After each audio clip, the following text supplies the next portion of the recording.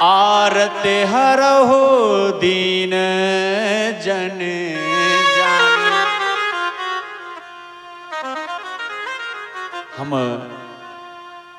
किन किन लिंग स्वरूप भगवान भोलेनाथ के पूजन कर सकते हैं, तो बताया कि माणिक्य, गोमेद, हीरा, स्वर्ण, पन्ना, माणिक्य, पारा, मिट्टी, बाणलिंग, इन सभी धातुओं से बने हुए शिवलिंग की पूजा कर सकते हैं। अगर हमारे पास पूजन करते समय, जल चढ़ाते समय अगर कोई शिवालय नहीं हो समीप, तो अपनी हथेली को लिंग के रूप में कर कर आकृति देकर उस पर भी जल चढ़ाएंगे तो वही पुण्य मिलेगा जो हम शिव प्रतिमा पर चढ़ाते हैं, शिवालय में पूजन करते हैं। यथा सर्वेषु देवेषु ज्येष्ठा श्रेष्ठा महेश्वरा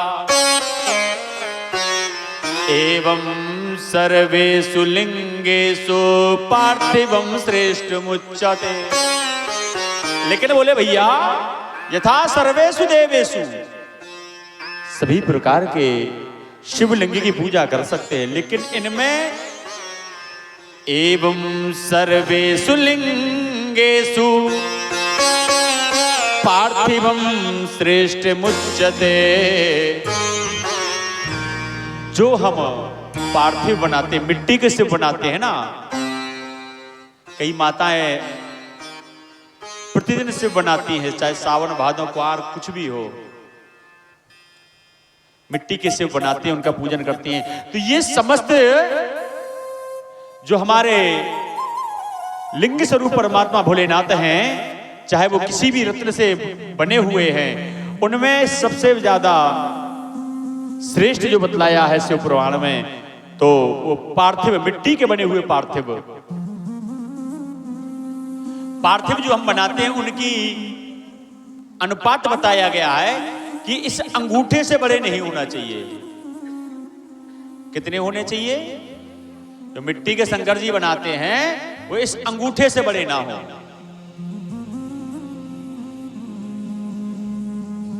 बोले महाराज आगे बताते हैं कि भोलेनाथ श्री सौनकादि ऋषियों ने श्री सूत जी से पूछा, महाराज आपने हमें शिव की उत्पत्ति जो साकार थे उनको निराकार में बतला दिया कि कैसे परमात्मा ज्योति के स्वरूप में, बेर के स्वरूप में, प्रकृति के स्वरूप में, लिंग के स्वरूप में उत्पन्न हो गए। अब हम चाहते हैं कि आप हमें शिव का चरित्र सुनाएं।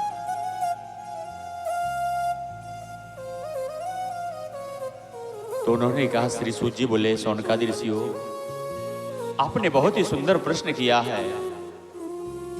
शिव जो है वो कल्याणकारी हैं, कल्याण देने वाले हैं,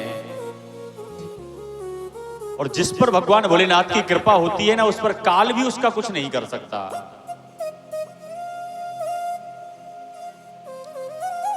और जानते हो शिव की कथा जो कहते हैं और शिव की कथा को जो श्रवण करते हैं, उन दोनों का उद्धार होता है, दोनों का कल्याण होता है। बोले महाराज एक बार यही प्रश्न श्री नारद जी ने ब्रह्मा जी से किया था। क्यों किया?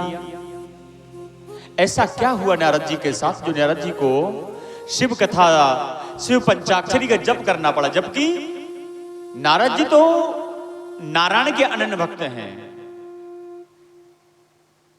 तो कहते हैं एक बार श्री नारद जी को भी अभिमान हो गया। बोले महाराज क्या, जो प्रतिदिन हर क्षण एक भी अपने क्षण को किंचित व्यर्थ ना जाने दे, गवाए ना, उनको भी अभिमान हो सकता है? बोले अवश्य हो सकता है। बोले महाराज ऐसा हुआ क्या कि श्री नारद जी जो वीणा बजाते हैं, गोविंद नाम का अनुसरण करते हैं, गायन करते हैं, उनको क्यों हो गया? एक बार श्री नारद जी वीणा बजाते हुए गायन करते हुए जा रहे थे। वीणा में सुर लहरी लगा रखे थे। हो बजमन नारायण नारायण नारायण हरि, बजमन नारायण नारायण हरे हरे, बजमन नारायण नारायण हरि हरि, बजमन नारायण नारायण हरे हरे, श्रीमन नारायण नारायण हरे हरे।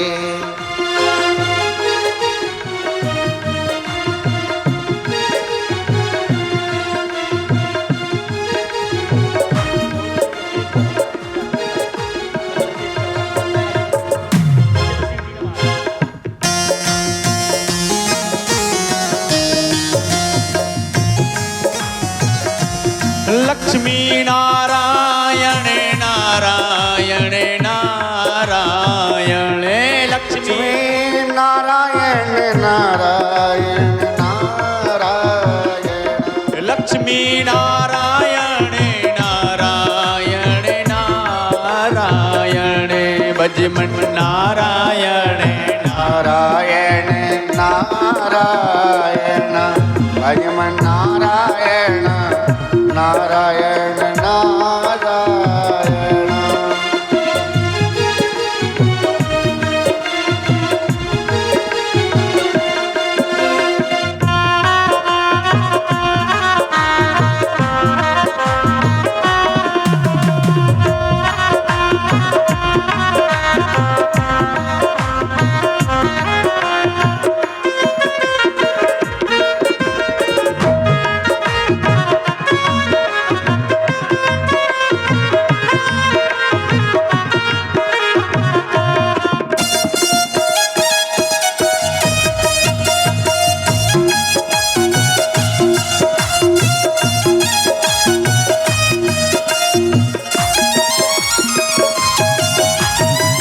गिर गुहा एक अति पावन, बह समीप सुर सरी सुहावन, हिमगर एक गुहा अति पावन।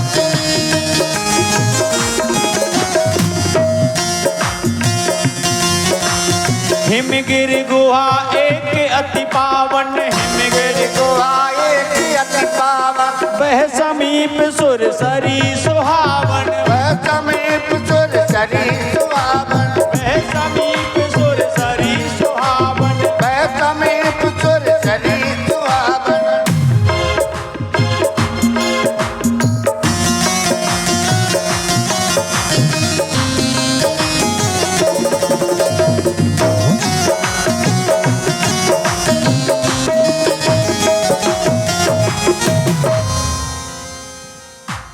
करतल बजाते हुए वीणा बजाते हुए नारद जी जा रहे थे तो देखा क्या कि हिम शैल गुहा काची, देखा परम शोभना, यत समीपे सुर नदी,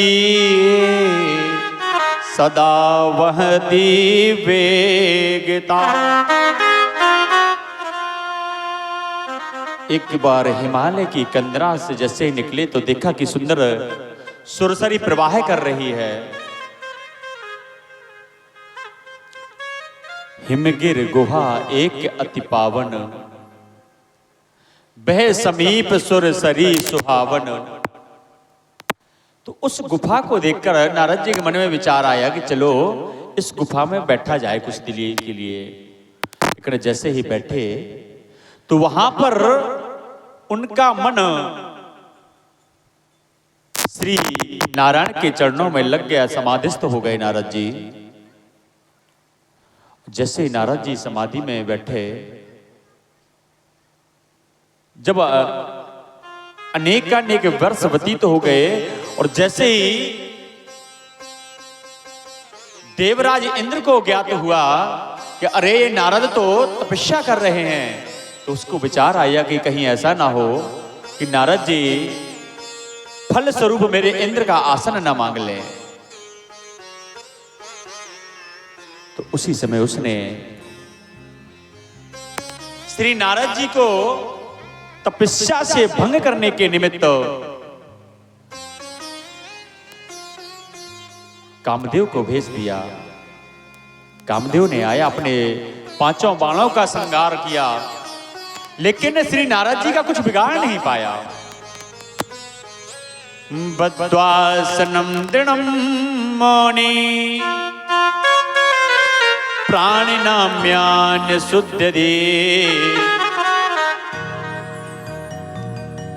बोले नारद जी ने कहा अहम ब्रह्मास्मि, मैं तो ब्रह्म की समान हो गया। कामदेव लज्जित होकर चला गया।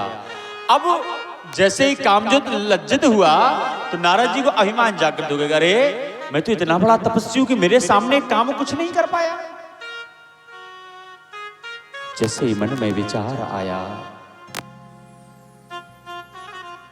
तो आज कामदेव को जब श्री नारद जी का कुछ नहीं कर पाए तो आज अपनी समाधि से, अपने तप से मदान्ध होकर श्री नारद जी अभिमान से वशीभूत होकर भ्रमण कर रहे हैं। हिमालय से जैसे निकले, कैलाश की कंदरा लगी, देखा कि श्री शशांक शेखर भोलेनाथ विद्यमान हैं। भोलेनाथ को प्रणाम किया।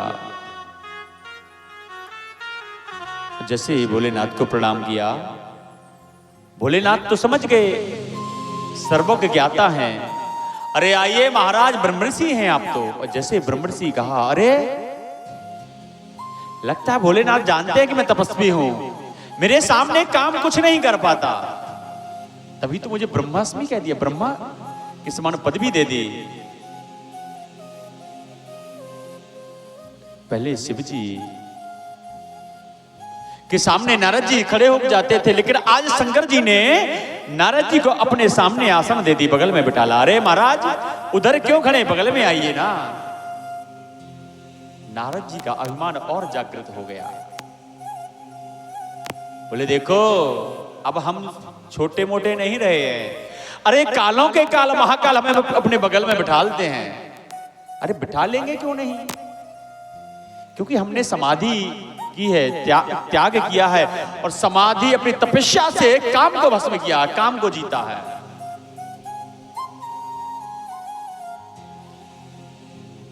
और नारद जी कैसे आगमन हुआ, बहुत दिन बाद आए। क्या करें महाराज, अब इस संसार में मन लगता नहीं, संसार सब ऐसा ही है। संसार में जाते हैं कोई किसी का नहीं है महाराज, हमने तो संसार त्याग दिया है। बोले क्यों महाराज, ऐसा क्या हुआ?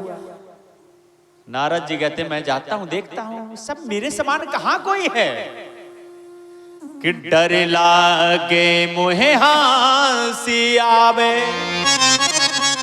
अजब जमाना आया रे, मुट्ठी अन्न साधु तो मांगे दे, लाज नहीं आया रे, डर लागे मुहे हांसी आवे, धन दौलत ले मालिक खजाना, गणिका नाच नचाया रे, डर लागे मुहे हांसी आवे, अजब जमाना आया रे। अरे महाराज संसार में व्यर्थ है। बोले यह जाता है, कोई साधु संत जाते हैं ना, भिक्षाम देहि कहते हैं, तो घर में जो सबसे छोटी कटोरी होती, छोटा पात्र होता है, उसमें मैया थोड़ा सा आटा लेके आ जाती हैं, लो महाराज। और जानते हो ये भाई बंधु भी, धन दौलत ले माल खजाना, जब जिसके पास पैसा आ जाता है धर्म नहीं करता, साधु संतों पर को दान नहीं देता, ब्राह्मणों को दान नहीं देता। शंकर जी बोले पर अपने धर्म का पैसे का करता क्या है? बोले गणिका नाच नचाया रे, पैसा आया भैया, क्या है हमारे भैया बालक का कुआं पूजन है, हमारे बेटे की शादी है। तो बोले क्या करना चाहिए? अरे कोई बुजुर्ग बैठे थे दादाजी, बोले भैया भागवत जी करा लो, शिव पुराण करा लो, रामायण जी का पाठ करा लो। अरे नहीं नहीं नहीं, हमारे पास समय थोड़ी है। आजकल की तो भैया और बड़बना हो गई है। आजकल हर चीज के ठेका तो पहले से ले रहे थे, आजकल रामायण का भी ठेका हो रहा है। और जब रामायण का ठेका होता है ना, बताइए, व्यक्ति के पास 24 घंटे नहीं है। ठेका दे दिया, ठेका वाले आए रामायण कर रहे हैं, तुम्हारे पास सामग्री जुटा दी हमने, और जो रामायण करा रहा है वो रात्रि कालीन में बढ़िया मखमल के गद्दे पर लेटकर सो जाता है। भैया आप सोए क्यों? अरे भैया रामायण आप करा रहे हैं, राम जी की चरित्र का गायन करा रहे हैं, वो आप सो रहे हैं। नहीं नहीं महाराज, ठेका दे दिया, वो ठेके वाले करेंगे, अब हमको क्या लेना देना। जब तुमको लेना न देना है तो कराते क्यों हो? बताइए, पहले मत कराइए आप। क्या परमात्मा तुम्हारे पैसे का भूखा है? बताइए। अच्छा, थोड़ा सा धन क्या कमा लिया, तुम अपने आप को ब्रह्मा समझते हो?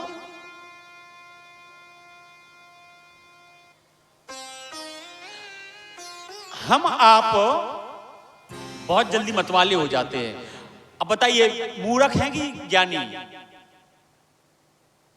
बताइए, जिसके पास पैसा आ गया वो मतवाला हो गया तो उसको आप मूर्ख कहेंगे, ज्ञानी? मैं तो उसको मूर्ख कहूंगा। आप क्या कहेंगे? क्यों कहूंगा? तुम किसको धन दिखा रहे हो? अरे जिसकी पत्नी ही लक्ष्मी है उसको क्या धन दिखाओगे? नारायण की पत्नी का क्या नाम है? लक्ष्मी। आप सूरज को, जैसे सूरज निकला है और लालटेन लगा लो, ले महाराज हम तो लालटेन सो जियारो कर रहे, तो आप ज्ञानी है कि मूर्ख है? बताइए। क्या उस सूर्य को आपकी लालटेन की, आपके दीपक की जरूरत है? बताइए। और आप जाते हैं नारायण को, जिसकी पत्नी लक्ष्मी है, उसको लक्ष्मी दिखाते, ले महाराज 500 चढ़ा दे। अरे किसको चढ़ा रहे हो? और मांगते क्या हो? मंदिर में जाएंगे 10 रुपए का प्रसाद चढ़ाएंगे, मैया हे नारायण, हे विष्णु, हे गोविंद, हे माधव, हे छलिया, हे मोहन, बस मेरे लड़के की नौकरी लग जाए। अब नौकरी क्यों? क्योंकि नौकरी लगे तो रुपया। विचार करिए, हमारे ये बैठे हैं परीक्षित, इनका नाम क्या है? राघवेंद्र। उनकी जो पत्नी है, इनका क्या नाम है? सब जानते हैं। अब हम आए, राघवेंद्र एक काम करो तुम, हम अपनी घरवाली हमें दे दो, देंगे? बताइए। या राघवेंद्र हमसे क्या बोले, महाराज तुम्हारी जो धर्म पत्नी है वो उनको हमको दे दो, हम देंगे इनको?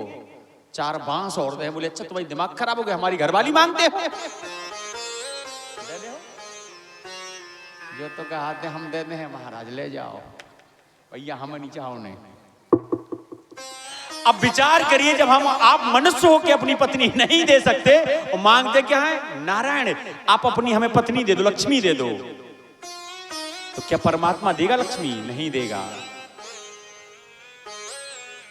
कि माया माया सब भजे, माधो भजे न कोई, जो कदापि माधो भजे सुमाया पीछे होए। अरे आपको नारायण की पत्नी चाहिए तो आप नारायण को लाइए ना घर पे। जब निमंत्रण है राघवेंद्र सा परिवार, राघवेंद्र आएंगे, राघवेंद्र की धर्म पारायणा पत्नी आएंगे, उनके बालक भी आएंगे। और तुम सोच लो कि हम हेमानी को बुला लें और राघवेंद्र को ना बुलाएं तो आएगी? कभी नहीं आएगी वो। इसीलिए जो कदापि माधव भजे तो माया चेरी होए। अरे नारायण को बुलाओ। तो भैया ऐसी रामायण मत कराइए आप। परमात्मा को आपकी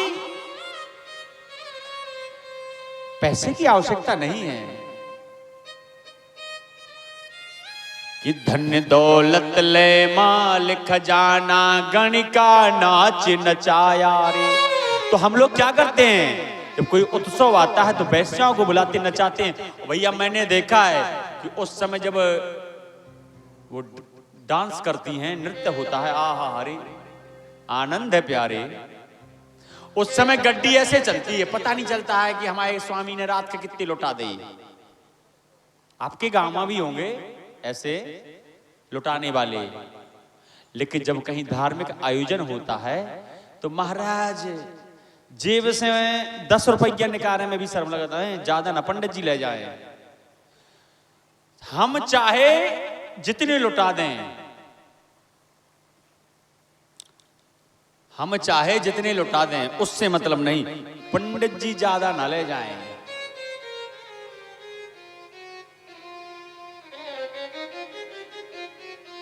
एक बार श्री ठाकुर जी बैठे थे और मां लक्ष्मी श्री ठाकुर की चरण सेवा कर रही थी, पैर दबा रही थी। तो लक्ष्मी मैया हंसने लगी। बोले महाराज, हंसी आ गई लक्ष्मी मैया को। तो नारायण बोले अरे देवी क्यों हंस रही हो, बहुत प्रसन्न हो? बोले नहीं नहीं महाराज कोई बात नहीं। नहीं नहीं बताओ आप हंस क्यों रही हो? बोले महाराज सच्ची सच्ची कहूं तो इस जगत में अब आपके भक्त नहीं आ। बोले नहीं लक्ष्मी। बोले बस इस संसार में सब मेरे ही भक्त मुझे ही चाहते हैं। तो जानते हो नारायण बोले लक्ष्मी तुम्हारी मति बौराए गई क्या? तुम्हें इस संसार में कोई नहीं चाहता लक्ष्मी, तुम्हें सिर्फ मैं चाहता हूं। लक्ष्मी जी बोली महाराज आप अपना मन भर रहे हो। बोले चलो तो फिर। तो आज नारायण और लक्ष्मी दोनों लोग पृथ्वी पर आ जाते हैं और क्या देखा कि 4 पुत्र अपने पिता को जिसने प्राण त्याग दिए उनको कंधे पर रखकर शमशान की तरफ ले जा रहे हैं। और वो क्या कह रहे हैं कि राम नाम सत्य है, सत्य बोलो मुक्ति है। क्या कह रहे कि राम नाम सत्य है। नारायण बोले देखा लक्ष्मी, ये नहीं कह रहे कि लक्ष्मी नाम सत्य है, ये कह रहे राम नाम सत्य है। अरे महाराज ये सब ऐसी दिखावा का कह रहे हैं, कोई सत्य नहीं। बोले अच्छा देवी फिर? बोले देखो महाराज, उसी समय श्री लक्ष्मी ने वरद हस्त किया तो वहां पर पैसों की बरसात होने लगी। जैसे पैसे गलियों में डले देखे तो एक गांव के भैया बोले अरे भैया देखो कितना पैसा पड़ा है। दूसरा बोले तो क्या करें? तीसरा बोलो उठा लो क्या करें? बोले अच्छा।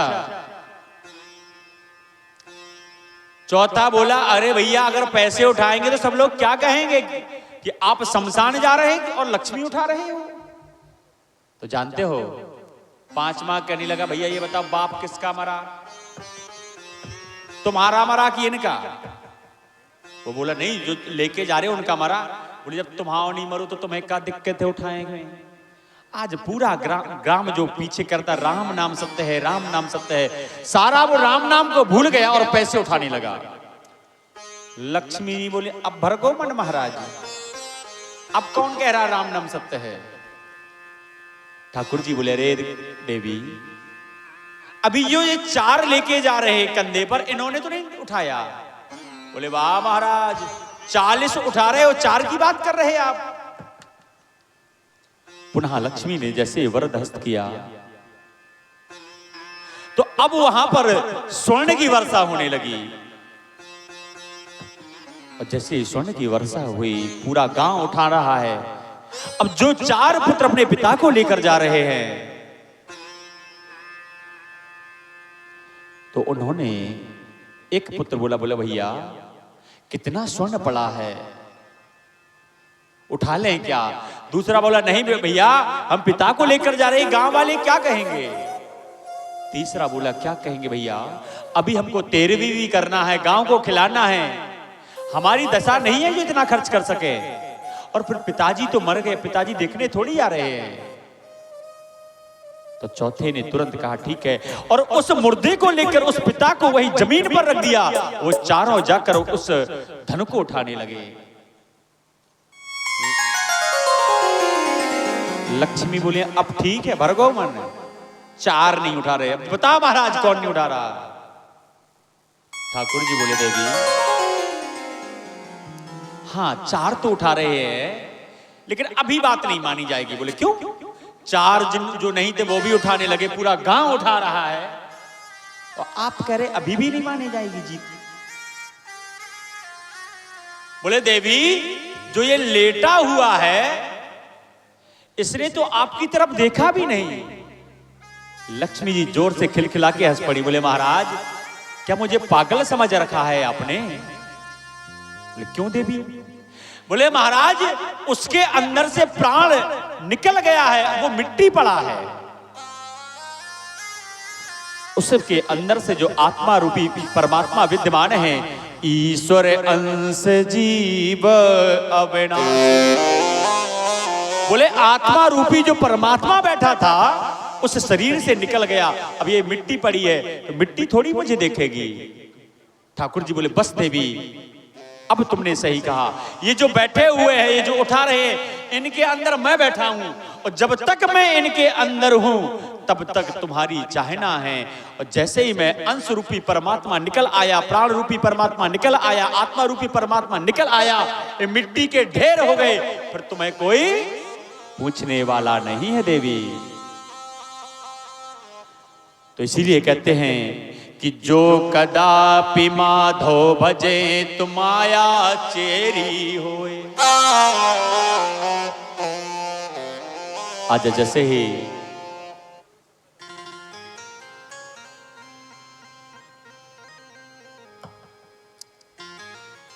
श्री राधे, अगर आप चाहें तो हम 10 मिनट रुक सकते हैं भैया। तो आज जैसे ही नारद जी ने कहा, बोले महाराज, इस संसार में कोई किसी का नहीं है, सब स्वार्थ की दुनिया है, स्वार्थ लाग करे सब प्रीति। और मैं तो देखो, मुझे ये कुछ भाता नहीं है, क्योंकि मैं तो उस परमात्मा का ही भजन करता हूं, और उन्हीं के आशीर्वाद से सब कर रहा हूं। जानते हो, जिस पर जा पर कृपा राम की होई, ता पर कृपा सिर्फ सीता राम फिकर फिर क्या करना मेरे सिर पर। सीता राम फिकर फिर क्या करना, सर पर सीता राम फिकर फिर क्या करना। मेरे सिर पर सीता राम फिकर फिर क्या करना। मेरे सिर पर सीता राम फिकर फिर क्या करना। फिकर फिर क्या करना, फिकर फिर क्या करना, फिकर फिर क्या करना, फिकर फिर क्या करना। तेरे बनेंगे बिगड़े काम, फिकर फिर क्या करना। तेरे बनेंगे बिगड़े काम, फिकर फिर क्या करना। बोले महादेव सरकार की। सब लोग मीठी मीठी तालियां।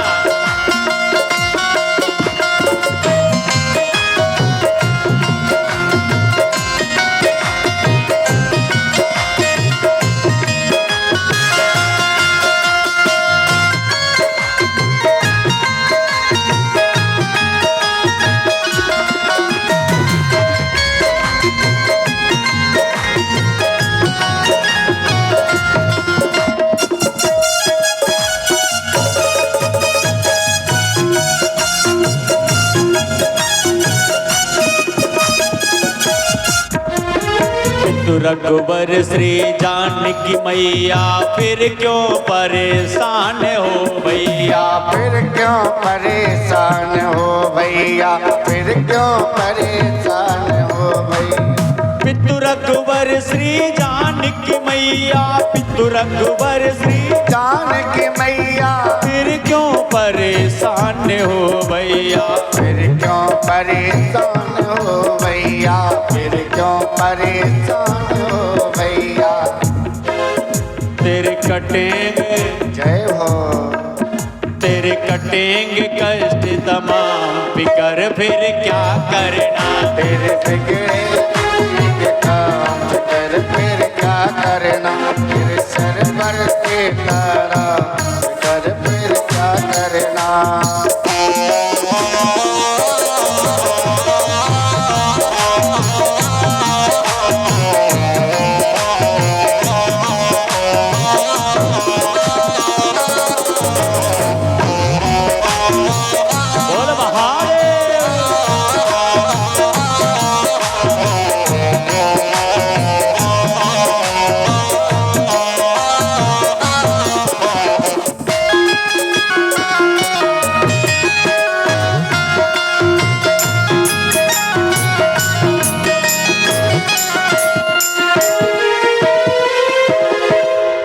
फिर क्या करना, फिकर फिर क्या करना, फिकर फिर क्या करना, फिकर फिर क्या करना।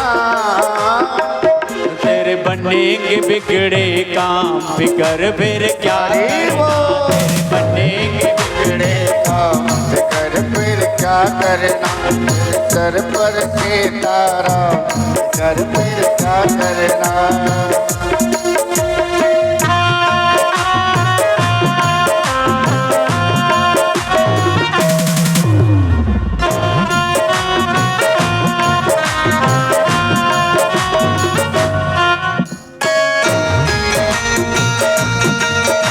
आनंद है प्यारे।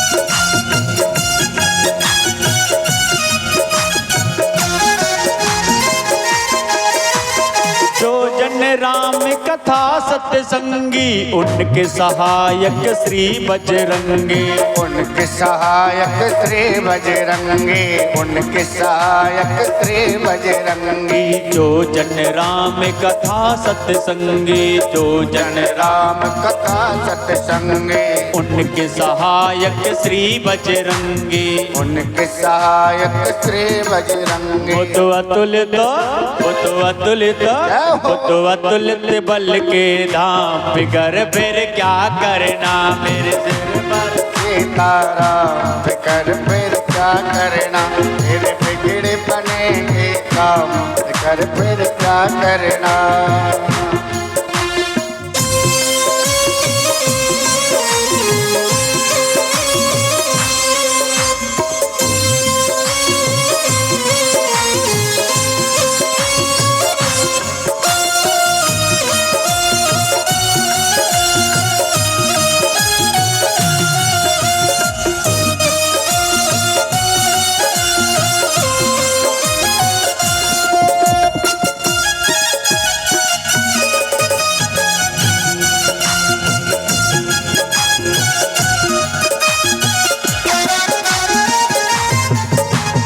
अब राजेश न आह भरो तुम, अब राजेश न आह भरो तुम,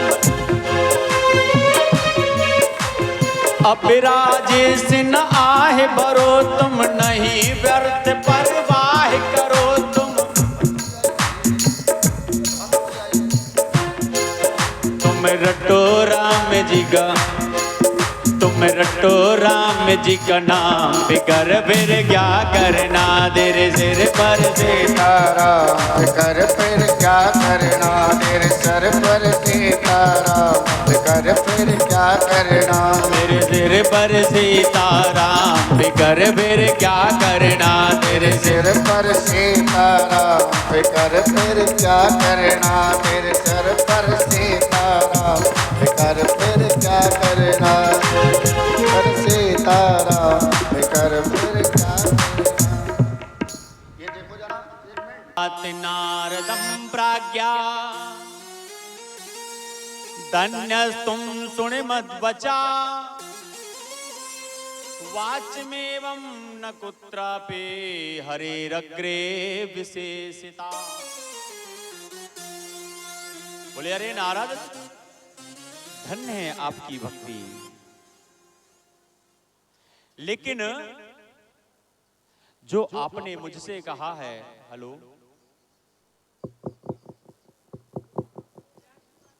हेलो,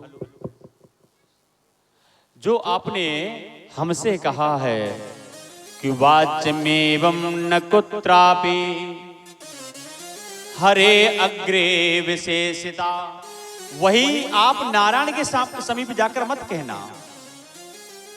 बार बार समझा रहे हैं कि प्रेक्षमाणो पिनो भूया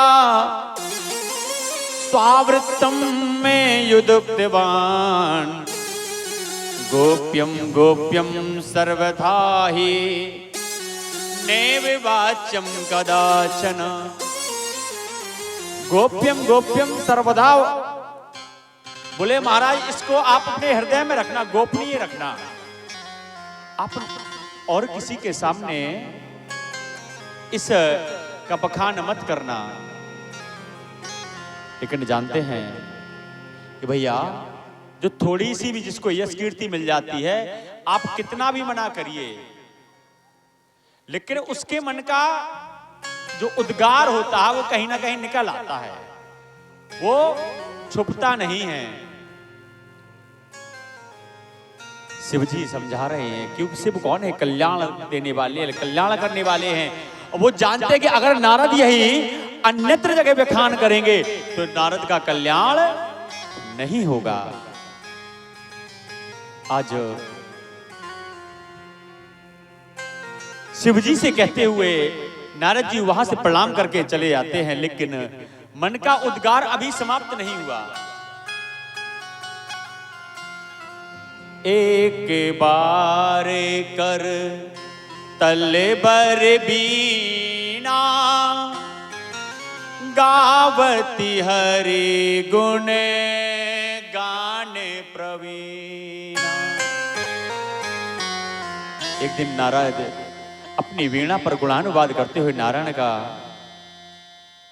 क्षीर सागर में पहुंच जाते हैं। और जैसे ही बैकुंठ में पहुंचे कि नारदोतयो शीघ्रम विष्णु लोक विनष्टधि मदांकुर मनावृत्यम गदितुम स्वातदग्रतः। और जैसे ही नारायण ने देखा तो नारायण तो सर्वज्ञ ज्ञाता हैं, तुरंत बोले अरे आइए ब्रह्मर्षि, आइए आइए। आजकल आपने बैकुंठ में आना ही छोड़ दिया। नारद जी बोले अरे ये तो मेरे स्वामी हैं, लेकिन ये भी मुझे ब्रह्मर्षि कह रहे हैं। बोले हाँ नारायण, मैं बस अब कहीं जाता नहीं हूं। बोले क्यों, क्या हो गया? अरे नारद जी आपके आने से ये धाम पवित्र हो जाता है।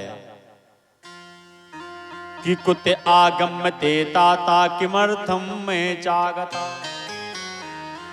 धन्यस्तुम मुनि शार्दूलम तीर्थोम तो तवागतम।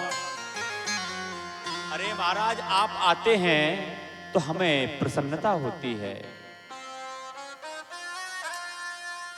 नारद जी का जो अभिमान था वो सातवें आसमान पर चढ़ जाता। बोले महाराज अब क्या बताएं, हम तो कहीं जाते नहीं, ये स्वार्थ भरी जिंदगी में हमने सब कुछ देख लिया, कहीं कोई नहीं है। जानते हैं महाराज, मैं अभी तपस्या कर रहा था, कामदेव आया, लेकिन कामदेव ने मुझ पर बाण भी दान किए, लेकिन मेरा कामदेव कुछ बिगाड़ नहीं पाया। श्री हरि मन में मुस्काने लगे, अरे नारद अभी तुम हमारे आराध्य शिव के धाम से आए, शिव ने समझाया, लेकिन तुम माने नहीं। लेकिन शिव तो भोलेनाथ हैं, कोई बात नहीं, अगर उन्होंने उपचार नहीं किया तो मैं अवश्य तुम्हारा उपचार करूंगा। तुम्हारे हृदय में जो अभिमान का अंकुरण की उत्पत्ति हो गई है उसको मैं नष्ट कर दूंगा। अच्छा जानते हैं आप कि नारद जी उस हिमगिरी में जाकर जब तपस्या की तो उन पर कामदेव के बाण का जो संधान किया वो मोहित क्यों नहीं कर पाया? जानते हैं आप, इसमें नारद जी का श्रेय नहीं है। बोले क्यों महाराज, तपस्या तो नारद जी कर रहे थे, श्रेय नारद जी का फिर क्यों नहीं है? बोले ये गुफा कौन सी है? पहले तो आप ये याद कर ध्यान दीजिए, जहां पर नारद जी ने काम पर विजय प्राप्त की, ये गुफा कौन सी है? ये वही गुफा है भैया जहां पर भगवान शशांक शेखर समाधिस्थ थे। और उस समाधि को भंग करने के लिए जब कामदेव आया तो भगवान ने उस काम को वहां पर भस्म कर दिया था। जब शिव तीसर नयन उगारा चितबत काम भयो जरी छारा। तो ये स्थान वही है जहां पर भगवान शशांक शेखर ने उस काम को भस्म कर दिया था। अब जहां पर काम भस्म हो गया तो वहां पर काम कैसे अपनी चला सकता बताइए। जिस जगह पर आपका जाना निषेध हो जाए तो क्या वहां आपका राज्य चलेगा? नहीं चल सकता। जब आप वहां पहुंच ही नहीं सकते हैं तो आपकी बात कोई नहीं मानेगा। तो इस स्थान पर श्री शशांक शेखर ने काम को भस्म कर दिया था। जब वहां पर काम भस्म हो गया तो एक नारद नहीं अनेक नारद जाकर वहां पर तपस्या करेंगे तो काम उनका भी कुछ नहीं बिगाड़ पाएगा। तो इसमें नारद की महिमा नहीं है, यहां पर तो भोलेनाथ की महिमा है। इसलिए भोलेनाथ समझा रहे कि नारद तुमको ज्ञात नहीं है, तुमने किसी काम पर विजय नहीं पाई। और अगर नारद का प्रताप होता, अगर नारद ने काम को जीता होता तो अभी प्रमाण मिलेगा। अगर काम को जिसने जीत लिया तो फिर काम के वशीभूत कैसे हो सकता? दोबारा हो सकता? बताइए, नहीं हो सकता है। यहां पर श्री हरि ने एक लीला रच दी। जैसे नारद निकले, आज श्री हरि नारायण ने 100 योजन विस्तारित एक सुंदर से राज्य का निर्माण किया। उस राज्य के राजा श्री शील निधि हुए और उनकी एक सुंदर सी सर्वांग सुंदरम देहे कन्या थी, नाम था विश्वमोहिनी। दूसरा नाम उसका श्रीमती। जैसे ही नारद जी उस नगर में निकले, विचार किया अरे भैया ये कौन सा नगर है। नारद जी श्री राज भवन में जाते हैं, देखा राजा शील निधि बैठे हुए हैं। राजा ने देखा, नारद जी को उठकर प्रणाम किया। आइए महामुनि, आइए देवर्षि, आइए ब्रह्मर्षि।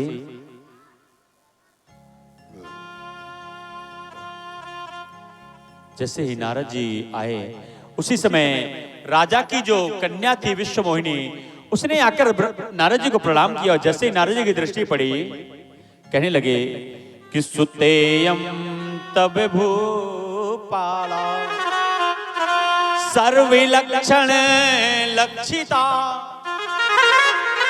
महाभाग्यवती धन्या लक्ष्मी विगुणालया।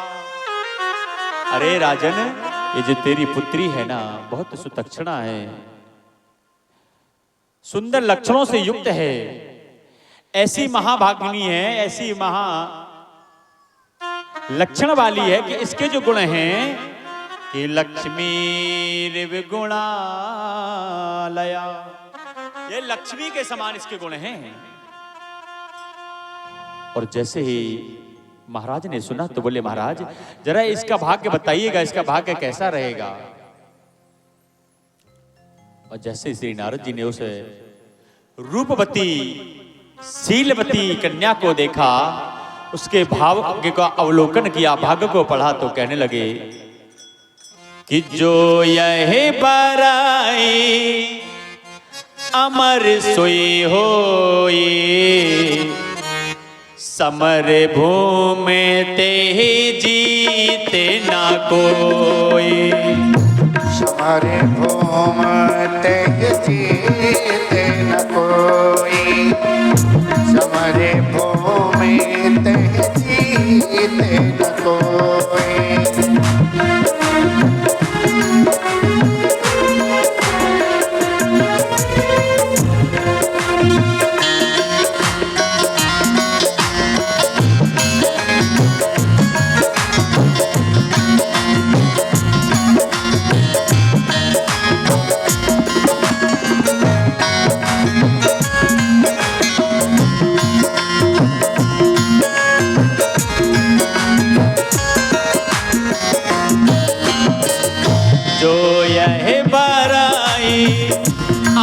सोई होई जो यह बाराई अमर सोई होई समर भूमि जीते न कोई हमारे भूम जीते नहीं कोई हमारे भूम जीते नहीं कोई।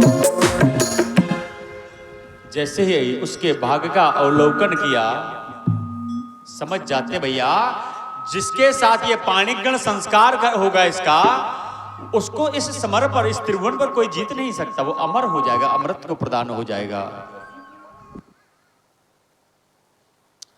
जैसे ही ये विचार आया तो फिर मन में सोचा कि क्यों ना मैं ही इसके साथ विवाह कर लूं तो मुझे भी कोई नहीं जीत पाएगा।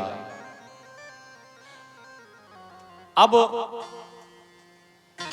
फिर विचार किया कि अरे भैया ये इतनी शीलवती है, गुण निधि है, सर्वगुण संपन्न है, कंचन देह है इसका, तो ये पति भी अपने अनुरूप ढूंढेगी। किसी ने कहा है कि लायक ही सो कीजिए बैर ब्याह और प्रीत।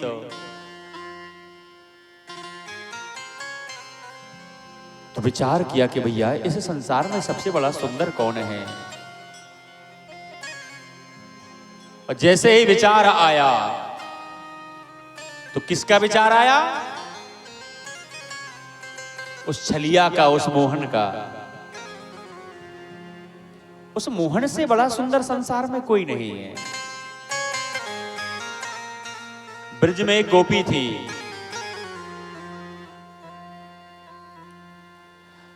उस गोपी प्रतिदिन श्री ठाकुर जी के, बिहारी जी के दर्शन करने जाया करती थी।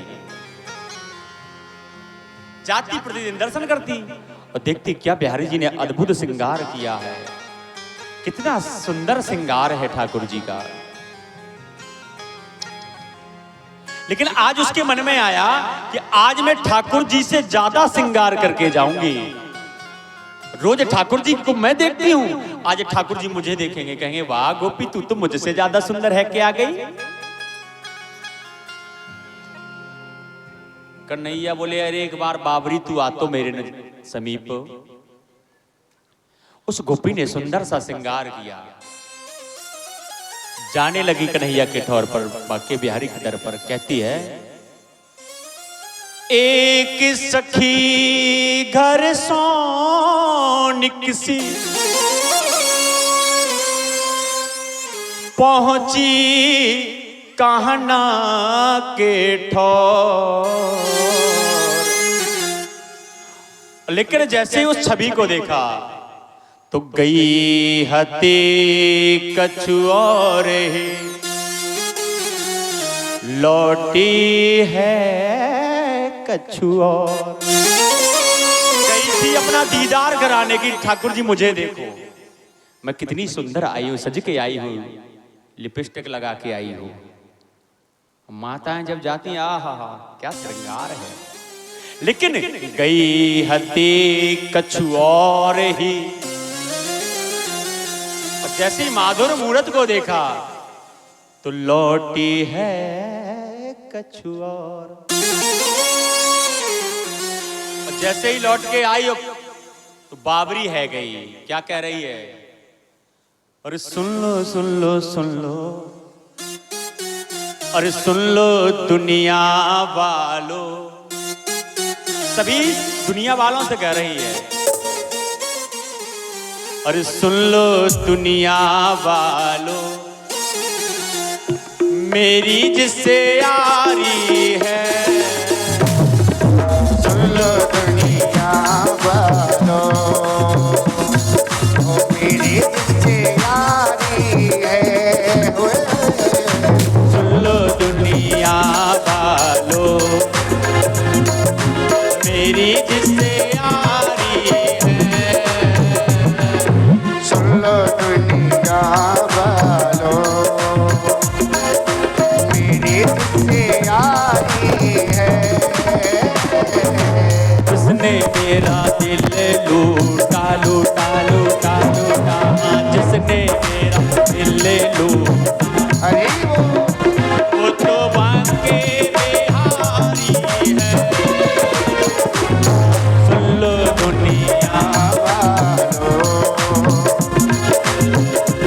लो दुनिया वालों, सुन लो दुनिया वालों, सुन लो वो जिसने मेरा दिल लूटा, वो जिसने मेरा दिल लूटा, वो तो बड़ा बलिहारी है।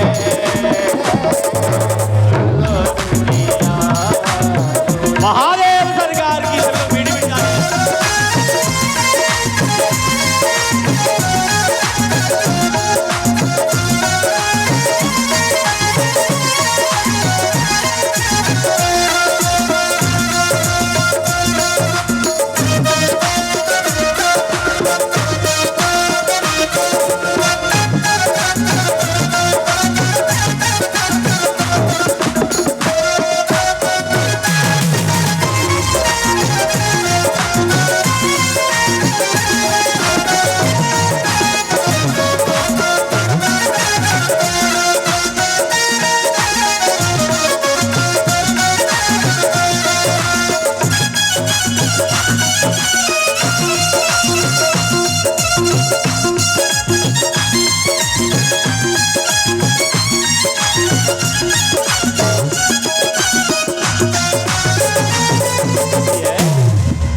क्या कह रही है वो? जब एक नजर भर कर मैंने उसकी तरफ देखा, बस एक नजर भर कर मैंने उसकी तरफ देखा, जब एक नजर भर कर मैंने उसकी तरफ देखा, बस एक नजर भर कर मैंने उसकी तरफ देखा, नैनों से मिले नैना नैना नैना नैना। कहते हैं कि नजरबाज ने नजर सनम से नजर मिलाते नजर से देखा, नजर पड़ी जब नजर सनम से नजर चुराते नजर को देखा, जब एक नजर भर कर मैंने उसकी तरफ देखा, ओ जब एक नजर भर कर मैंने उसकी तरफ देखा, नैनों से मिले नैना नैना नैना नैना नैना नैना, नैनों से मिले नैना हमारी दिल पे कटारी है। सुन लो दुनिया वालों, सुन लो दुनिया वालों,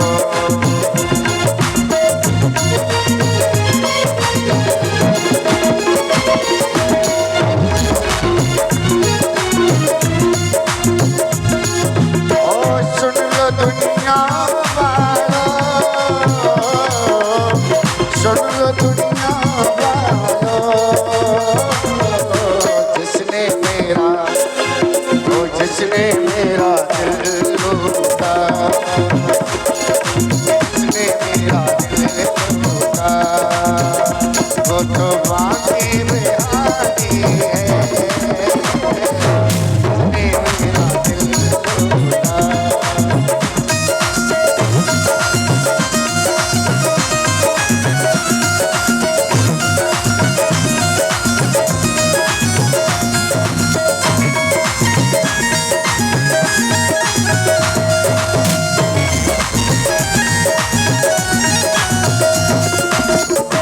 महादेव भोलेनाथ।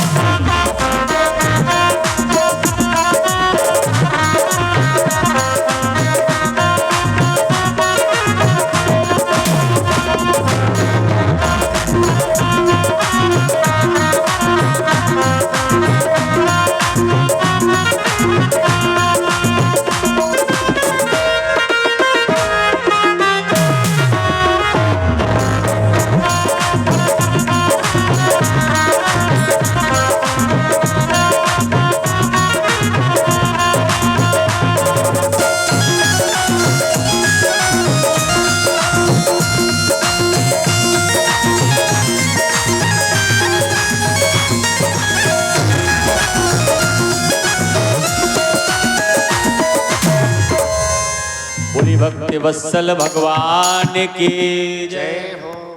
Hello hello. तो आज उन्होंने विचार किया कि इस संसार में सबसे सुंदर कौन है। समझ गए कि उस माधव, उस छलिया, उस मोहन से बड़ा सुंदर कोई नहीं है। तो आज श्री नारद जी मन में विचार करते हैं कि यदि दास्यासि रूपम में तदा ताम प्राप्नुयं ध्रुवम त्वदधिस्रूपम साविना कंठे जयमालाम न दास्यति। भगवान के समय गए, बोले महाराज मुझे आप अपना हरि रूप दे दीजिए। हरि सन मांगो सुंदरताई। परमात्मा ने कहा कैसा स्वरूप चाहिए? बोले महाराज जिससे मेरा कल्याण हो। क्या कहा? कि मुझे वो स्वरूप दीजिए जिससे मेरा कल्याण हो। तो आज ठाकुर जी समझ गए कि नारद जी का कल्याण किस रूप से होगा। तो आज श्री ठाकुर जी ने अपना स्वरूप दे दिया, हरि रूप। हरि माने होता है बानर, बंदर। तो बंदर का स्वरूप दे दिया। और जैसे ही नारद जी उस स्वरूप को लेकर उस नगर में आए, यहां पर महाराज सीली निधि की जो पुत्री थी विश्व मोहिनी श्रीमती, उसका स्वयंवर चल रहा था। और जैसे ही नारद जी से वर लेकर आए, अब वर से और ज्यादा अभिमानित हो गए कि अब तो मैं सुंदर हूं। कि भिषग्वरो यथार्थस्या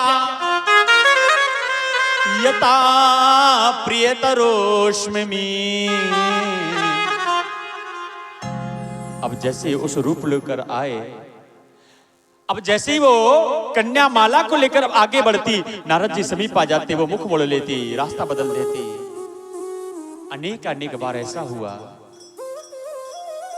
उसी सभा में देखा कि विश्व मोहिनी ने, कि श्री ठाकुर जी विराजमान हैं। तो आज उस विश्व मोहिनी ने आकर उस वरमाला को लेकर श्री ठाकुर जी को समर्पित कर दी और नारायण को वरण कर लिया।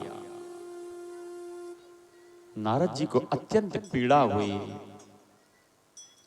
लेकिन जैसे ही इतना हुआ तो यहां पर श्री नारायण अंतर ध्यान हो जाते हैं। वहां पर शिवगण बैठे थे और शिवगणों ने नारद जी से को देखा तो हंसने लगे। अब बताइए, पहले तो एक विवाह करने गए थे, विवाह नहीं हुआ तो वो पीड़ा थी, और उस पर ये शिवगण हंसने लगे तो पीड़ा और बढ़ गई। क्रोध से भौहें फड़कने लगी। क्यों हंस रहे हो तुम मुझे देखकर? तो जानते हो शिवगणों ने कहा महाराज कि पश्य नारद रूपम ही विष्णोर्विमहोत्तमम्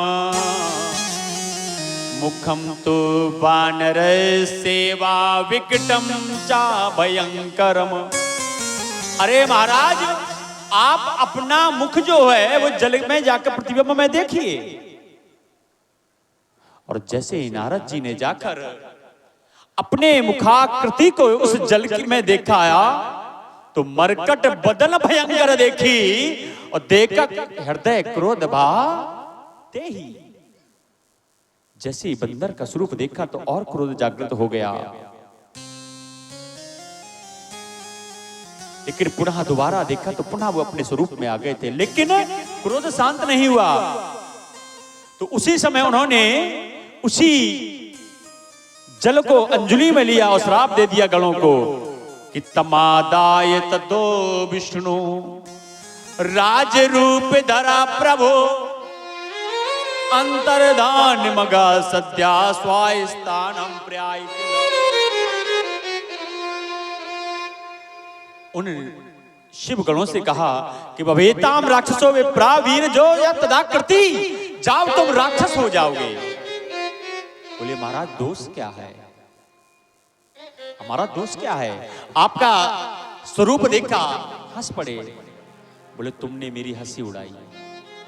बोले महाराज क्षमा करना, संतों की हंसी नहीं उड़ाते हैं। हमारे स्वामी, हमारे आराध्य भोलेनाथ ने ये नहीं सिखाया, लेकिन आपका स्वरूप ऐसा कौतुक देखा कि हंसी निकल आई।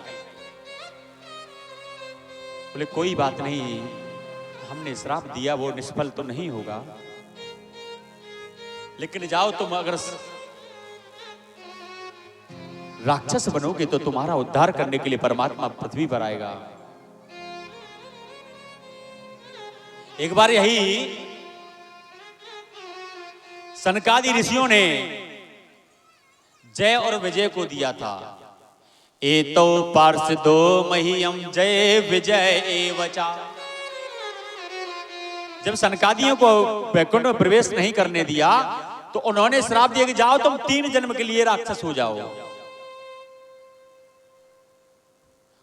आप लोगों ने भागवत किस किस ने सुनी? सुनी भागवत कौन है? कितने लोगों ने? बाकी लोगों ने नहीं सुनी। आप लोगों ने तो सुनी हुआ है। वाह, बहुत सुंदर। मैं पूछूं कुछ? क्योंकि अभी एक दादाजी भी एक पर्ची लेकर आए हैं जिसमें लिखा कि भद्रकाली की उत्पत्ति कब हुई। तो दादाजी देखिए, आपके प्रश्न का उत्तर अवश्य मिलेगा, लेकिन अभी नहीं मिलेगा। अब क्यों नहीं मिलेगा अभी? क्योंकि अभी शिव पुराण में आगे इनकी उत्पत्ति की आएगी। अब मैं अगर आज बता दूंगा आपको तो फिर उस समय जब ये प्रसंग आएगा तो आपकी रुचि नहीं रहेगी, क्योंकि अब फिर जब सब जानत फिर हमारी क्या कौन सुने।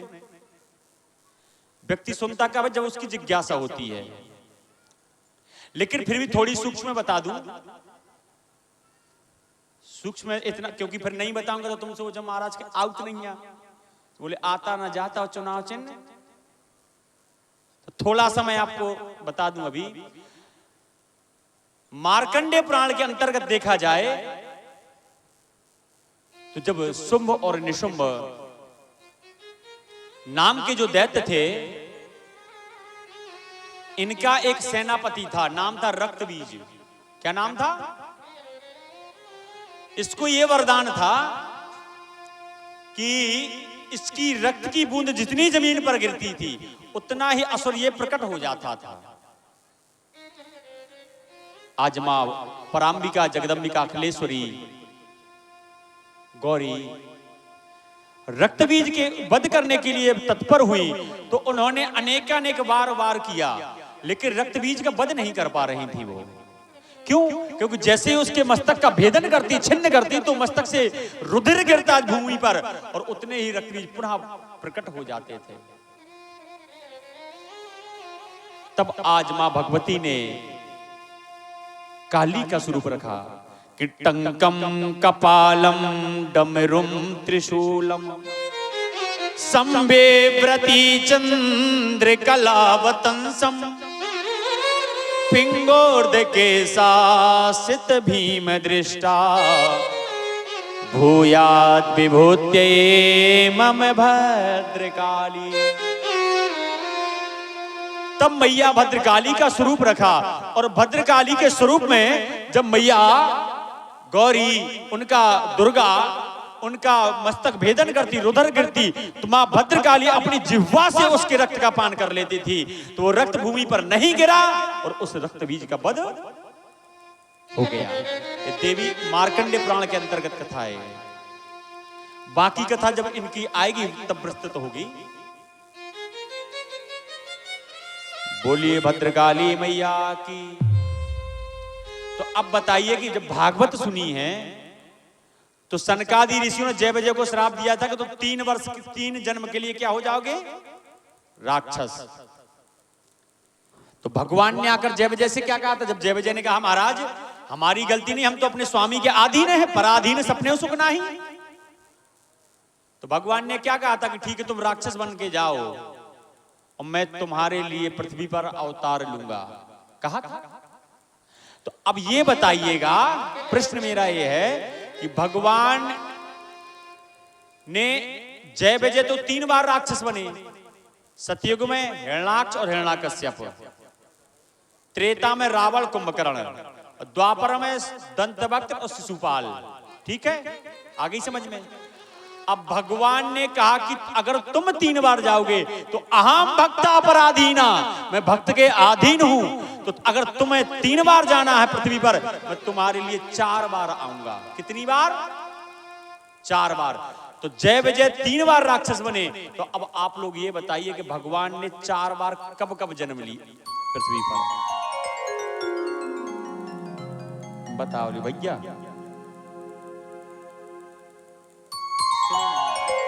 राम सुननी नहीं है हमें, कल देने ठीका वाली रामायण है, शायद किसी को ज्ञात ना हो।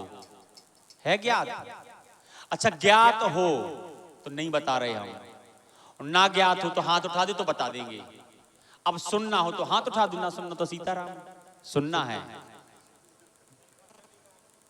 कछु जनी बात नहीं सुनने, लेकिन को के सुनने हो चाहे ना सुनने हो, हमारे भरत भैया के सुनने हैं। जय और विजय 3 बार पृथ्वी पर आए। पहली बार हिरण्याक्ष और हिरण्याकश्यप।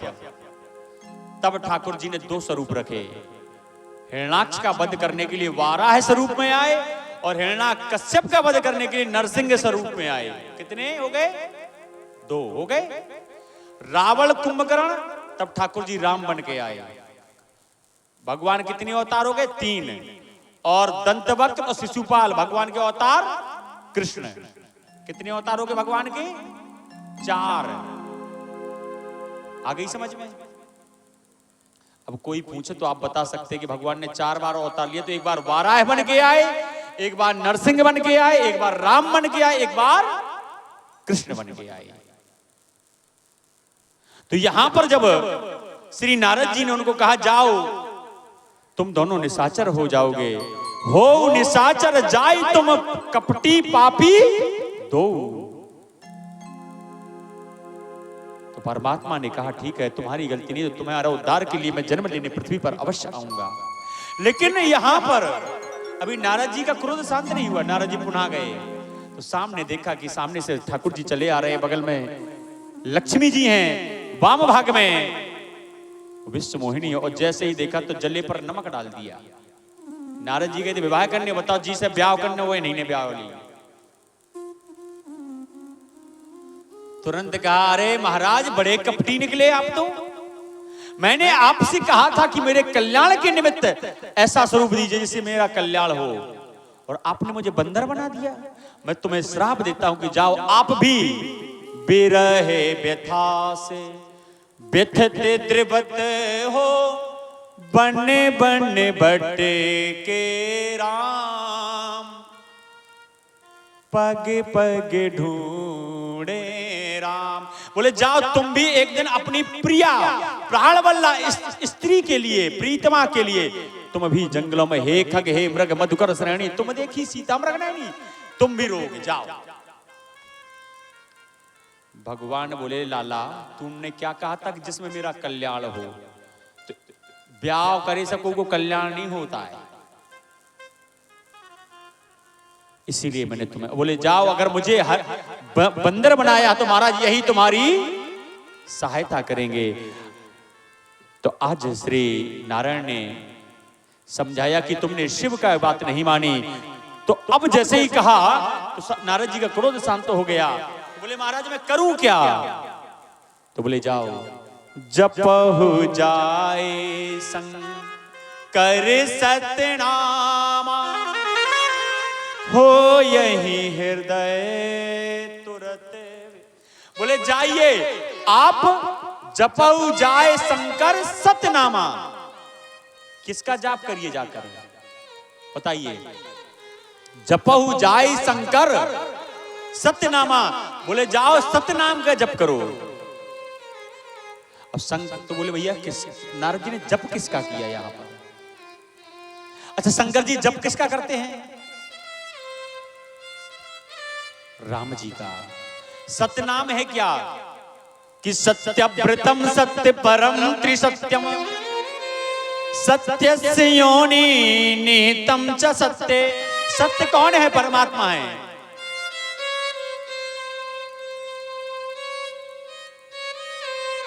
नारायण है सत्य। पर शंकर जी किसका जप करते हैं? सत्यनामा। मतलब भगवान शिव जिस सत्य नाम की जप करते हैं उसका जप करना है। यहां शंकर जी के जप के लिए नहीं कहा गया। जिस चीज को शंकर जी जपते हैं वो जपना है। तो आज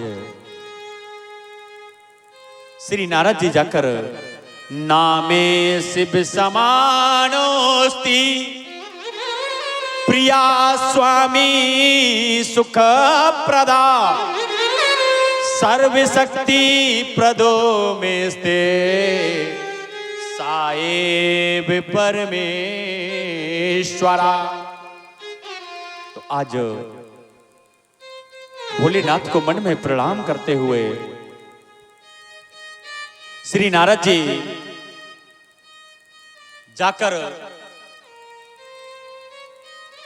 कंदरा में बैठकर सतनाम का जापन करने लगते हैं। भोलेनाथ की भी प्रार्थना करते हैं। बोले वो भोलेनाथ है कैसे? तो वो अनंत है, ज्ञान स्वरूप है, परम ज्योति है, परम आनंददायक है, आधारशिला है, रहित है, निर्विकार है, निर्गुण है, योगी गम्य है, सर्वव्यापी है, निर्विकार है, निरालंब है, शुभंकर है, प्रलयंकर है, महाकाल है, देवादिदेव है। आज श्री नारद जी गायन करते हैं। नमामि समीशा न निर्वाण रूपम विभुं व्यापिकं ब्रह्म वेद स्वरूपम।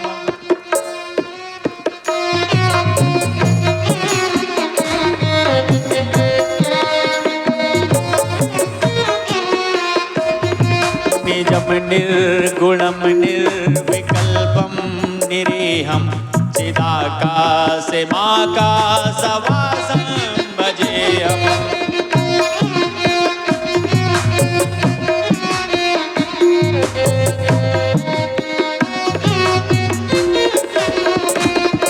निराकारमोङ्कार मूलं त्वरीयं निराज्ञान गोदितमीशं गिरीशम्। करालं महाकाल कालं कृपालं गुणगार संसार नतो तुषारादि संकाश गौरम गभीरम मनोकोटि कोटि प्रभाश्री शरीरम। पुरन्माल कल्लोलिनी चारु गंगा कसवताल वाले दुकंठे भुजंगा। दिलं भूषुनितं विशालं प्रसन्नाननं नीलकण्ठं दयालं। मृगादेश चर्मा परम मुंडमालं प्रियं शंकरं सर्वनाथं भजामि। प्रचण्डं प्रकृष्टं प्रगल्भं परेशं अखण्डं अजं भानुकोटि प्रकाशम्। त्रियाशूल निर्मूल नमशूल पाणि भजेऽहं भवानी पतिं भाविगम्यं। कलातीत कल्याण कल्पान्तकारी सदा सच्चिदानन्द दाता पुरारी। चिदानंद संदोह मोहापहारी प्रसीद प्रसीद प्रभो मन्मथारी। नयावर उमानाथ पादार विन्दं भजमति लोके परेवा नारायणं। न ताव सुखं शान्ति संतापनाशं प्रसीद प्रभो सर्वभूतादिवासम्। न जानामि योगं जपमुनेव पूजां ततोऽहं सदा सर्वदा संस्तुभ्यम्। जराजन्म दुःखयोगितातापमानं प्रभो पायापं नमामि शम्भो। प्रभो पायापं नमामि शम्भो प्रभो पायापं नमामि। रुद्राष्टकमिदं प्रोक्तं विप्रेण हरतोषये ये पठन्ति नरा भक्त्यां तेषां शम्भो प्रदीयते। बोले शंकर भगवान की। बताते हैं आगे सृष्टि के वर्णन हुआ, सृष्टि की उत्पत्ति कैसे हुई। तो बताते हैं ब्रह्मा, ब्रह्मा से मरीचि, मरीचि से अत्रि, अत्रि से अंगिरा, अंगिरा से पुलस्त, पुलह, क्रतु, भृगु, वशिष्ठ, दक्ष, नारद, कर्दम। बोले महाराज कर्दम जी की उत्पत्ति हुई। ये कर्दम जी कौन है? कर्दम ऋषि जो थे ये तपस्या करते थे, लेकिन एक दिन इन्होंने एक मृग को विहार करते देखा तो इनके मन में भी काम वासना जागृत हो गई। इन्होंने विचार किया काश हमारा भी विवाह हो जाता तो हम भी अपनी पत्नी के साथ रमण करते। बस उसी समय जाकर तपस्या करने लगे। ऐसी वैसी तपस्या नहीं की, करते तपस्या कर्दम ज्ञानी, सुध बुध की सब खबर भुलानी, सुध बुध की सब खबर भुलानी, सुध बुध की सब खबर भुलानी।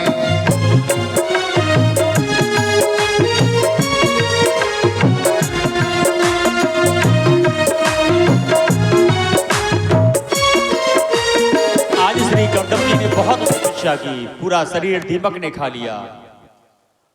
समय व्यतीत हुआ, ठाकुर जी आए, बोले मांगो क्या चाहते हो आप। और जैसे इस ठाकुर जी को देखा तो भूल गए क्या मांगना था। बोले बस महाराज मुक्ति मिल जाए। ठाकुर जी मन में सोचने गए, बताओ तपस्या कर रहे थे कि ठाकुर जी आएंगे वरदान मांगे कि महाराज हमारा ब्याह हो जाए, और अब हम आगे तो कह रहे नहीं हमें मुक्ति मिल जाए, ब्याह नहीं करने। ठाकुर जी देखो मुक्ति उक्ति तो मिल जाएगी, वो बात की बात है। अब ये बताओ हम तुम्हारे लाने बिटिया दिखिया, अब तुम्हारा ब्याह करा दे। कर्दम जी ने नजरें झुका, अरे महाराज मुझे विवाह नहीं करना। ठाकुर जी बोले मन में तो ब्याह, मन में है लड्डू, ब्याह का। बोले नहीं तो फिर हमारी बात का क्या होगा, हम बिटिया दिखे आए। बोले महाराज अगर आप कह रहे तो हम कर लेंगे विवाह। बोले हाँ ये बात सही है। तो उसी समय ठाकुर जी ने स्वयंभू मनु अरु शतरूपा, ये जो स्वयंभू और मनु थे इनकी 3 पुत्रियां थी, देवहूति, अकूति और प्रसूति। तो इनमें जो देवहूति थी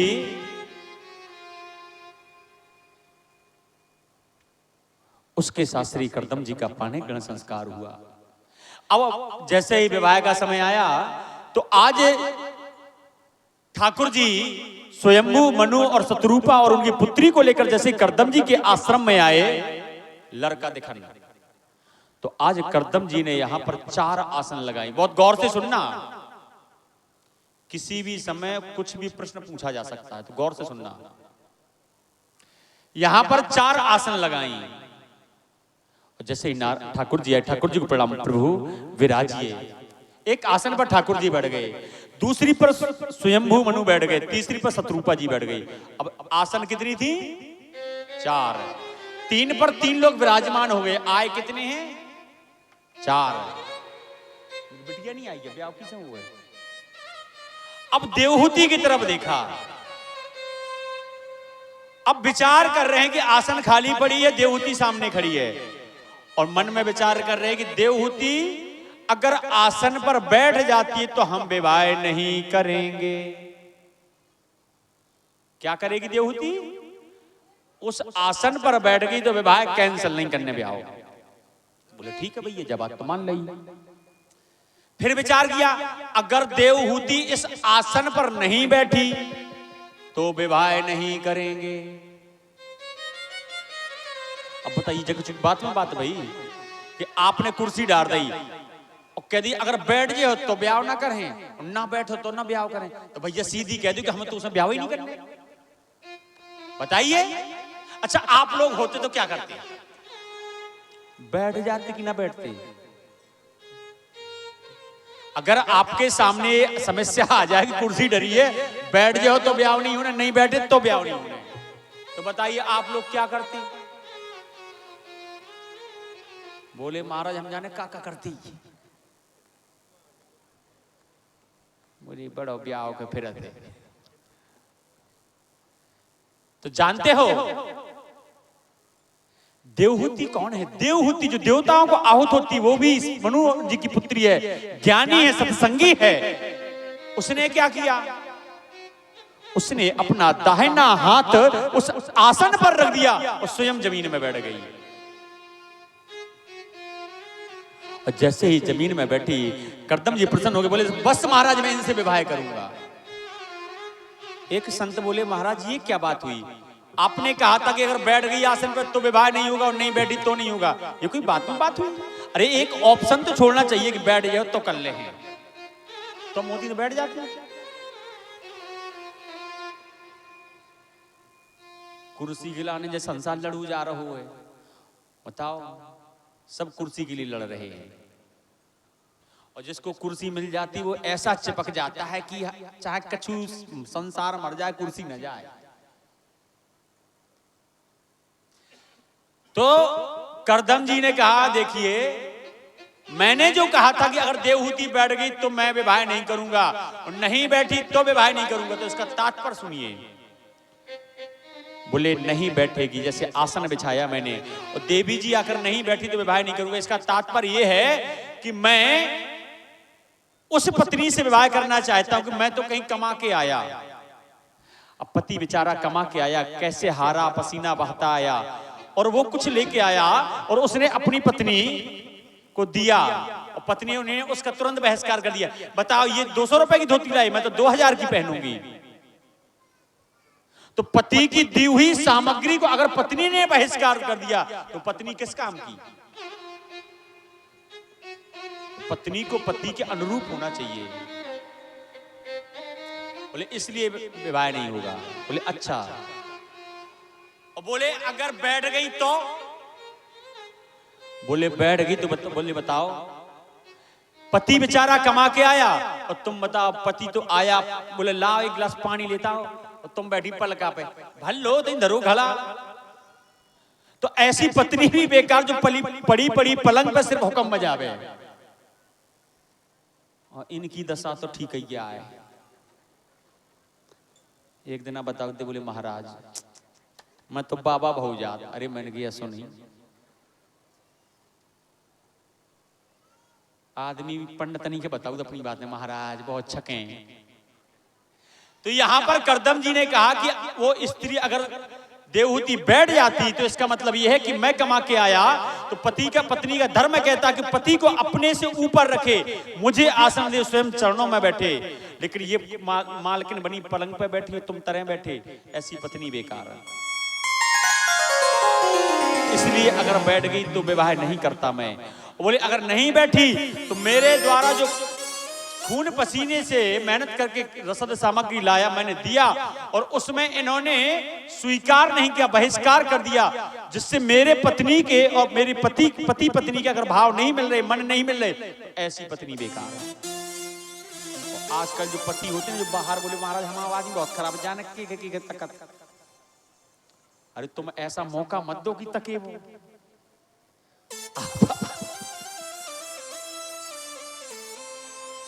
जो भरपेट भोजन घर में करेगा वो बाहर की पत्तल को नहीं झांकेगा। लेकिन वो बेचारा कमा के आए, उसने मांगा पानी और तुमने 2 बातें सुना दी तो उसका मन घर में नहीं लगेगा। और पत्नी के अंदर तो भैया भगवान ने सबको सब कुछ दिया। स्त्रियां तो जब सब बढ़ गया, माताएं पहुंची, बोले महाराज हमें कछु नहीं मिलो। बोले तुम सजई ले।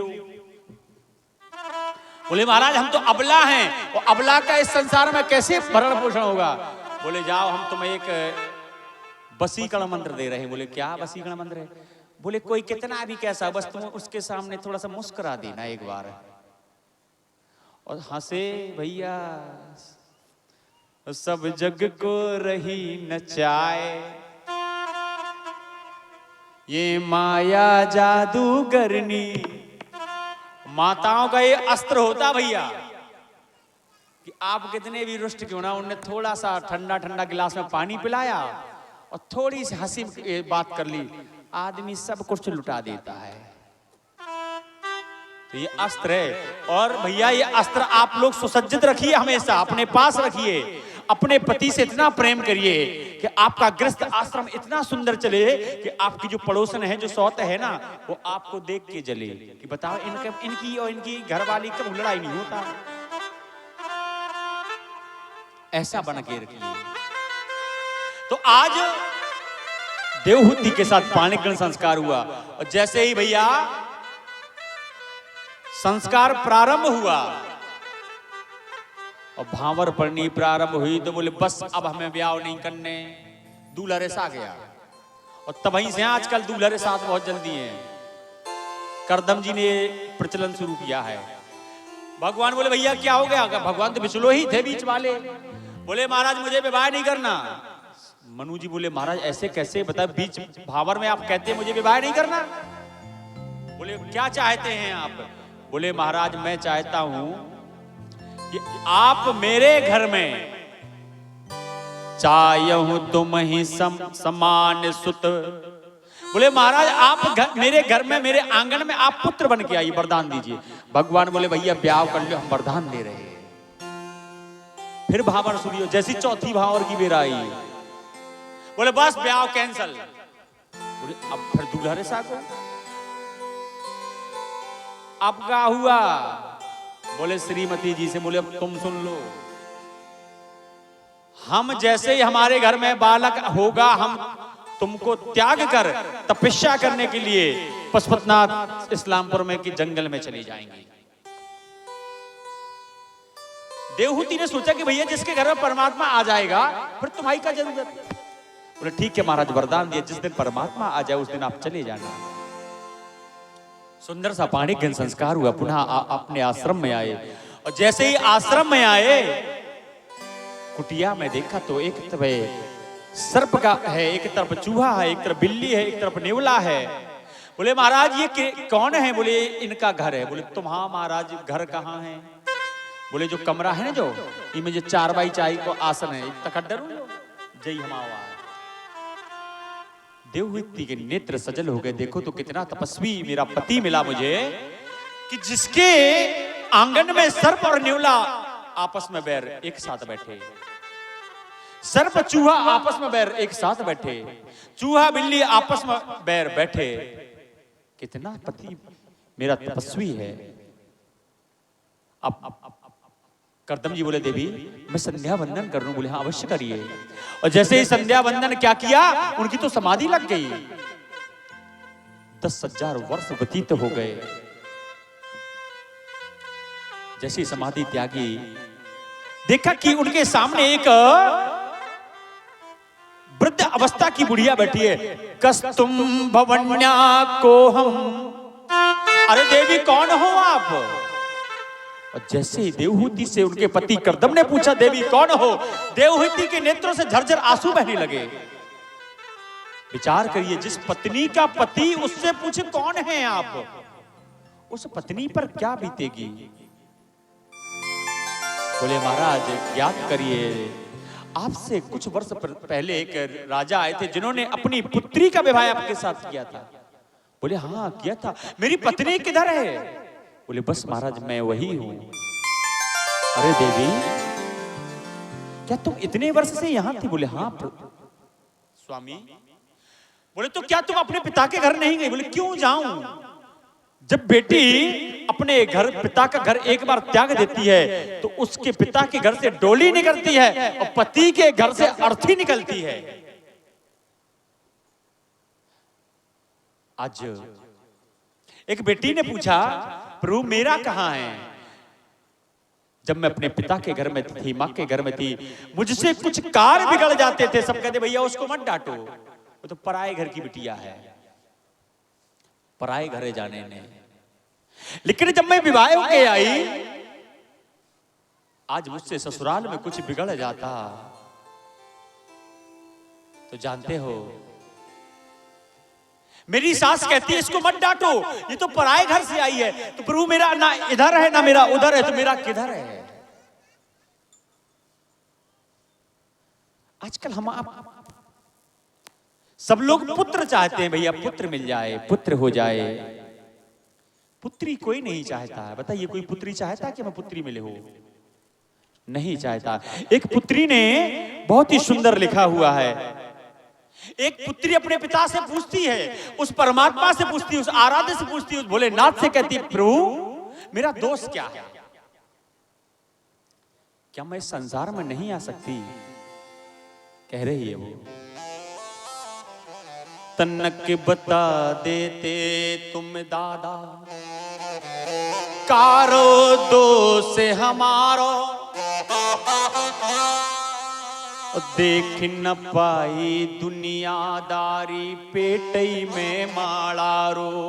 हाँ, देख न पाई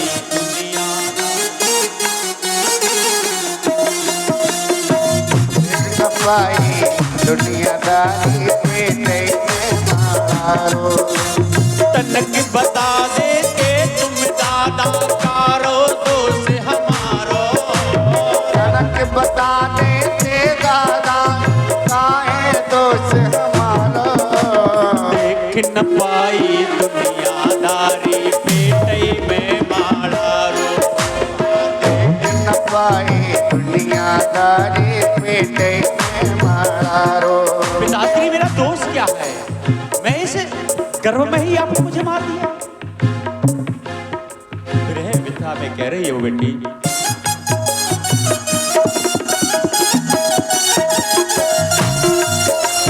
दंड दो है तुमने मोको, दंड दयो है तुमने मोको, कौन जुल्म करवे को। अगर बता देते ते दाता, दुख न हो तुमर भी को। अगर बता देते तुम दाता, दुख न हो तुमर को। अगर बता देते तुम दाता, जुल्म न हो तो। का कारण से तुमने ऐसे, अरे पिताजी, का कारण से तुमने ऐसे ठान लई निठुराई। कितने चली गई बाकी ममता, जा से कहत मताई। कहाँ चली गई बाकी ममता, जा से कहत मताई। कितने चली गई बाकी ममता, जा से कहत मताई। कहाँ चली गई बाकी ममता, जा से कहत मताई।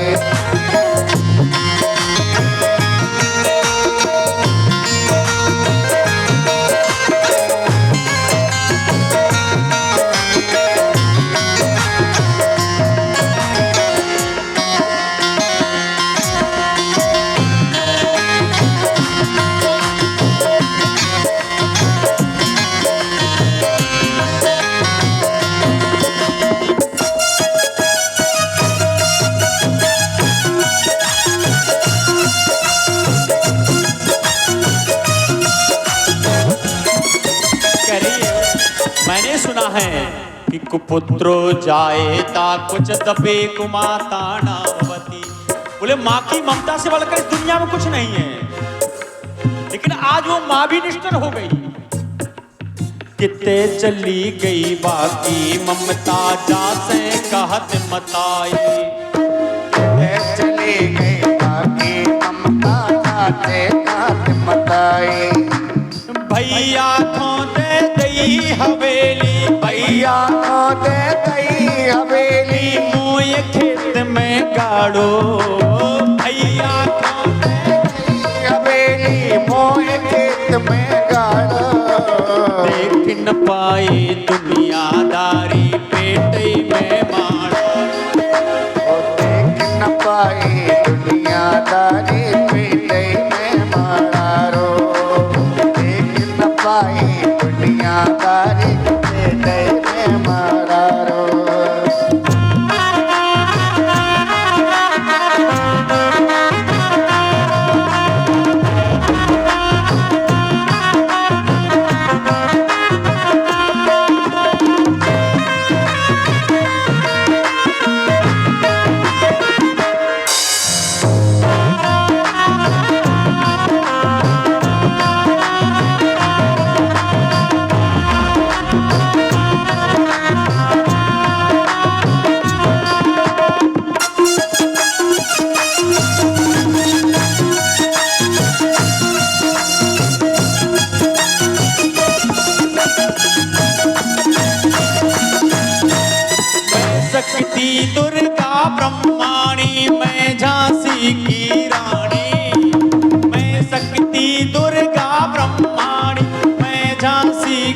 कानी आई हती उद्धार करन खे तैने कदर न जानी आए हते उद्धार करन का तेने कदर न जानी आए हते उद्धार करन का तेने कदर न जानी कोनो पुण्य करे ते तैने कोनो पुण्य करे ते तेने सो को फल देवे राखी लेखे आई हती संग में भैया के खेले राखी लेके आई हती मैं भैया राखी तेरे ओ राखी लेके आई हती संग में भैया के खेले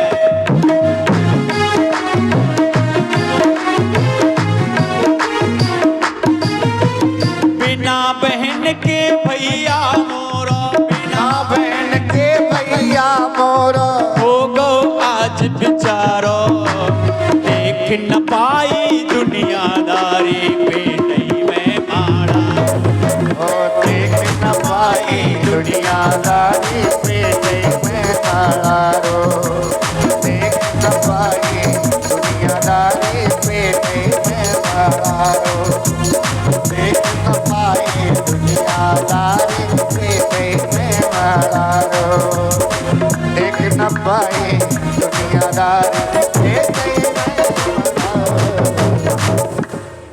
बोली भक्त वत्सल भगवान की। और विचार करिए अगर बेटियां नहीं होगी तो ये संसार कैसे चलेगा।